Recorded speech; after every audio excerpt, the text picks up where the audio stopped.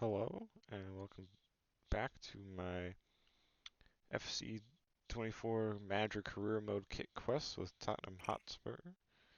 Reminder, the kit we're going for, as you kind of see in that picture there, is the Taupe Hayes third kit from the 2023-2024 season. And player of focus was also in that picture. There you go, Alejo Véliz. So this we're at the end of the 2023-2024 season. So I'm going to quickly kind of just recap what happened that in terms of standings, Véliz's stats, and like board objectives and whatnot. And then kind of what I'm expecting for next year, maybe a little bit, but try and keep it quick. As you can see here, we'll start with the Premier League. As you can see, we finished 3 points behind Man City in the title race. Them finishing on 90 points, us finishing on 87. We had a pretty great season, 87 points, pretty solid. But finished 3 behind Man City, and that pretty much just came down to, which kind of due to like convenient like results, I guess, for them in the FA Cup and whatnot. Kind of happened the same way as it did in real life this season, where that match was supposed to be like in April or so, and then like got moved to like the midweek before like the last like match week of the season. And basically, whoever won that, if we got like any result but a loss, we probably would have won the title pretty much because we would have just had a match City's result in the final game of the season, and we had the better goal differential, so it would have been fine. But we lost that match. It was a simulated match because we lost that match in real life. Lost that 2-4 to Man City, so that kind of tanked their title hopes unless they like somehow managed to lose against West Ham on the last day of the season. They did not. They won 3-1. So us smashing Sheffield United 3-0 like we did in real life that week didn't matter at all. We still finished second, but it's pretty decent for the first season. Hopefully, kind of if we bring in some more new players and whatnot, we will. Here, let me see if I can show you the result on that last day. Scroll down. Yeah, there it is. Yeah, they beat West Ham 3-1, which is pretty similar, I think, to the scoreline of the actual on the last day of the season. Can't remember. It might have been 3-1. It might have been 2-1. Can't remember, but yeah, Man City's OP. What are you gonna do? Changing to other competitions, the other ones we participated in were the Carabao Cup and the FA Cup. We'll do the Carabao Cup first. Looks like no, so not really surprised there. Man City won that. We started in round 3 of that competition. Real life, we lost in round 2 technically, but they didn't put us in there for whatever reason in the game. And we played Shrewsbury, which is like a really low division team. We beat them 3-1. Round 4, we got Aston Villa, played a rotated side, simulated the match and lost 2-0. And then City beat Villa in the final 2-0. Going to the FA Cup, we scroll back to round 3. Round 3 of real life, we played Burnley at home 1-0, so I played this game against West Ham 1-2-1. Round 4 in real life, we got matched up against Man City at home, lost that to my opinion of what shouldn't have counted as a goal, but it's whatever. In round 4 in here, we got matched up against Liverpool, pretty much the same kind of situation. We were playing like one of the top 3 teams in the league, and we lost 2-1 in the simulated match. Let's see here, who won the FA Cup? Oh, it was Arsenal, I guess. Arsenal beat Liverpool 1-0 to win the FA Cup. Now let's quickly look at like the European stuff. The Super Cup would have been what? Last season's Champions League was City, and then the Europa League was Sevilla again? No. Yeah, it was. Okay, Sevilla beat Man City in the Super Cup 3-0. Let's go to the bottom, and let's start with the Conference League first. Let's see. Villa won the Conference League, which people kind of expect them to at the beginning of last season in real life, on pens against, I can't pronounce, it's a Turkish club, I can't pronounce the name. There you go. The Europa League, Dortmund won that, so they must have gotten bumped down from the Champions League. Because remember, in real life, they made the Champions League final in the 2023-24 season, lost to Real Madrid. But they made it to the Europa League final here and won, so I guess good for them. The Champions League, as you might have seen kind of with the news across the screen, was Bayern Munich against Real Madrid, so what was like the semifinal in real life, which Madrid won because Neuer spilled the ball out and Tuchel is bad, so that's whatever. Bayern won that 3-1. So Harry Kane, my favorite player, won the Champions League, and Heung-min Son also, which I'll kind of get into quickly when we go through Véliz's stats and like look at the squad a little bit, and I'll talk about what transfer business we went through. But then also there's like the Euro, it's not the Euros, you don't like really have the license, I guess. I don't know for this, but it's the European Championship because like the national team sucks in this. There's like literally just 16 teams, which I think is like this is 16 licensed teams. I think. Oh, actually, not supposed to do qualifying, but it's kind of schmeh. So you got what, England, France, Italy, Wales. Geez, that's a pretty stacked group. Portugal, Belgium, Czechia, Northern Ireland, Germany, Sweden, Croatia, Ukraine, Spain, Netherlands, Hungary, Romania. So another pretty decently stacked group. But international stuff sucks in this without mods. But I'm playing this on console, so there is no mods. So that's why it's kind of whatever. Looking at the squad, releases stats. You can see there, Bentancur is injured. So I'll kind of go through. Actually, I'll go through that quickly first, because that's kind of big season events. Because we had a lot of injuries this season. So here we go. In September, Charleston was out for 2 months with dislocated shoulder. Véliz came in, did pretty solid. Then pretty much like, let me look at my spreadsheet here. For Charleston, came back at the end of November, beginning at the end of November against Aston Villa. Then they're like 4 matches later, both him and Kulusevski got injured in the same match against Nottingham Forest, which is a draw, 1-1. And yeah, Kulusevski's out 3 months, for Charleston out for the 2, so we had like no forward depth pretty much. And then end of January, well, the two of them were still hurt. Brian Heel injured his toe also and was out for 3 months. So we literally had like just like one forward in each position, like that was healthy, which was Werner, Véliz, and then Brandon Johnson. So we are basically running like our backups and then Timo Werner. And then second to last, I think it was the Manchester City game, which we simmed. Yeah, Bentancur injured his calf. It was out for 2 months, so basically he'll be back at the start of next season because May, June. Yeah, so he'll be like back like at the start of the preseason stuff, I think, for next season. But he'll be. It's kind of annoying. We had a lot of injuries and stuff. If I'm looking at the squad, let's look at Véliz's stats here. Everyone else's stats are kind of relevant, but here we go. So Véliz played 29 matches, most of it in the Premier League due to Richarlison being injured like half the season. And he did pretty well, scoring 11 goals, having 2 assists in all competitions. So that's pretty solid, I'd say. 10 goals in the Premier League in his first season there. So we kind of, one of the pieces of kind of transfer business and whatnot that I did, one of the 13 pieces of business I did was recalling him from his loan.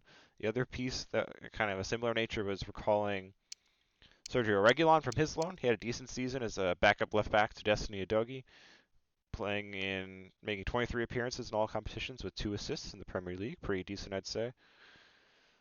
But in terms of the other business, I'll pull over my piece of paper. I'll kind of just like scroll through everyone else's stats. So you kind of look at them.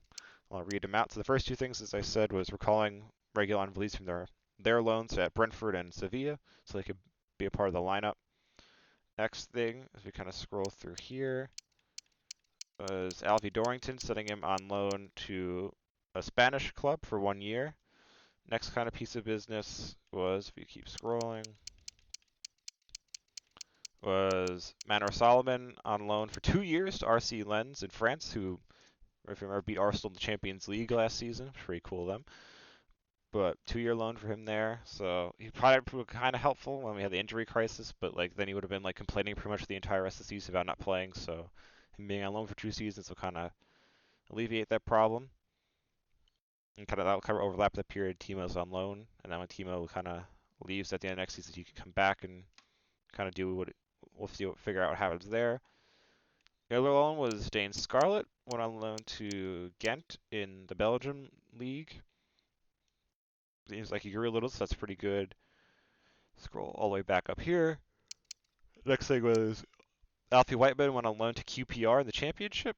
I guess he didn't really play a lot, considering his overall like went up 1. He didn't even make an appearance in like any of the cup competitions, which kind of sucks. But what are you gonna do? After that, as you can see here, no more Ryan Sessegnon, which is kind of why we brought Sergio Reguilon back from his loan.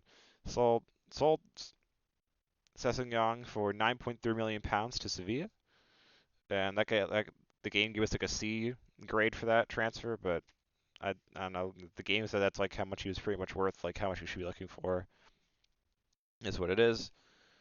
Next thing was then Brandon Austin also went on loan at West Brom per season. Kind of seems like the same situation as Whiteman, didn't really play any of the cup competitions, but whatever.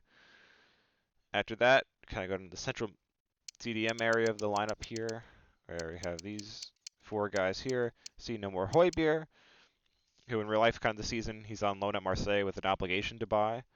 But we sold him for £26.5 million to AC Milan in Italy. Like the game gives a B grade for that transfer, which is pretty decent, I'd say. And like anything like the B or above, I'd say is pretty good. After that, where is he at? Jamie Donnelly on loan to Dusseldorf in the German league. Seems like he did a pretty decent loan, so that's good for him. Next loan over here, Iago Santiago, 1-year loan to a club in Turkey with I think it's like either a 700K or an 800K buy option. I'm not sure. There might be. I don't think there's. I'm not sure. I don't remember if I put a sell-on clause or not on it, but whatever. Hopefully they take up the buy option because if they don't, I'm just gonna be selling them anyways at the start of next season. And the last kind of loan we made was, there's he shoot right here. Tyrese Hall to a club in the Dutch league for 1 season. He grew pretty well, so that's good. Oh, their kid has like hearts on it. That's pretty cool. I like that. Oh, because their badge looks like it has like hearts in it or something as well. If that's supposed to be hearts. And the last was their biggest piece of transfer business, as I kind of said when I mentioned that Harry Kane won the Bundesliga. He did it with not Bundesliga, the Champions League. He did it with his best mate, Sonny, as we transferred Son to Bayern Munich for £87.6 million, which the game gave us a B grade for that. I'd say that's a pretty decent transfer, especially considering if I go over here to like the top 10 value transfers, that was the 4th biggest transfer like in both windows, only surpassed by Nico Barella going for £88.3 million from Inter to PSG. Rodrigo, so that's what I mean, Man City are kind of over OP in the game here, for £101.4 million from Real Madrid to Man City. They don't need Rodrigo. Like they have Doku and Grealish and like Phil Foden and like everyone and their mother in like the attacking like part of the pitch, but they still bring in like super high overall players like that. And the biggest transfer was Victor Osimhen, who I think ended up going on loan this season in real life to like a Turkish club because like no one wanted to pay what Napoli wanted aside from like maybe Chelsea or someone. And it's Chelsea, so good thing on him for not going there. But he went to Real Madrid from Napoli for £110.8 million. But that's kind of it in terms of the transfer. That's the 13 pieces of transfer business we did. Next season, probably going to be a lot more moving in and out of players. We kind of said, you noticed that I didn't bring any new players in, aside from bringing Véliz and Reguilon back from their loans. They would have been not with the team if I hadn't done that. But next season there should be these movement both in and out, and some like new people getting new contracts and whatnot. But the last thing to kind of look at is the board objectives. See, we're doing all right. We have a good green thumbs up here. So hopefully there should be no chance of me getting fired. Youth development was able to complete that objective pretty easy. It's like one of the easier objectives, so I don't mind that. Keep giving me that game. Brand exposure was get a streak of 5 games at defeat in home matches. So we saw our record in the Prem was pretty solid, so we had no problems getting like a 5-game unbeaten run at home. Financial, the second brand one was to sign one of the best players in the world, but we didn't need to sign anyone. We're kind of rolling with the squad we had, so we're not going to complete that objective, but whatever.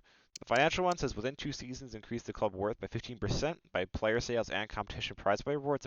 I'm surprised we haven't done that considering we sold like Son for like £87 million, and like our total business combined was £123 million plus like the fat stack you get for finishing high in the Premier League, but we have another season to complete that, so we should be fine.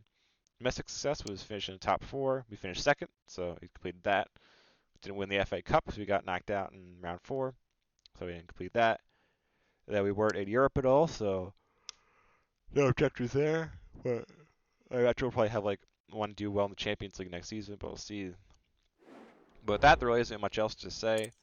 Got to finish the season. There's no chance of me getting fired, I don't think, so in the next video will be like the recap at the end of the 2024-25 season. Hopefully we can pick up some silverware after doing pretty solidly this season. But I will mention here, though, that I think kind of what I did somewhat in some of the matches this season as well is that like that was it's somewhat different from how I kind of did things in the past. Is like I said, this like the system I had where it's like based on like the last 5 record, I'd either play the game or just sim it, and draws were counted as like me like re-rolling the randomizer thing. I think kind of instead, what I'm gonna do is the draws will count literally just as draws. So like I'll go into the sim thing and try to keep it a draw. So if I go down, I'll go in and play and score a goal, keep it even, or if I score, like kind of play and see if they can try to play mad defensively and see if they can kind of concede. We can if like the other team can score against us. If they don't, they don't. They do, they do. Kind of thing. Or if any like if we go behind next season and we go behind and like I come in to try and play and make it a draw, I don't score. It is what it is. I should have done better. So that's kind of the only change to the format's coming in the next season to kind of make it something a little more interesting and like mix up the results instead of being pretty much just like all wins and losses, mix in some more draws in there to keep it more realistic. Besides that, there really isn't much else to say, so this is a somewhat shorter than they usually are, which is kind of what I'm going for now. But so thank you to anyone who actually watched this, and hopefully you watch the next episode as well.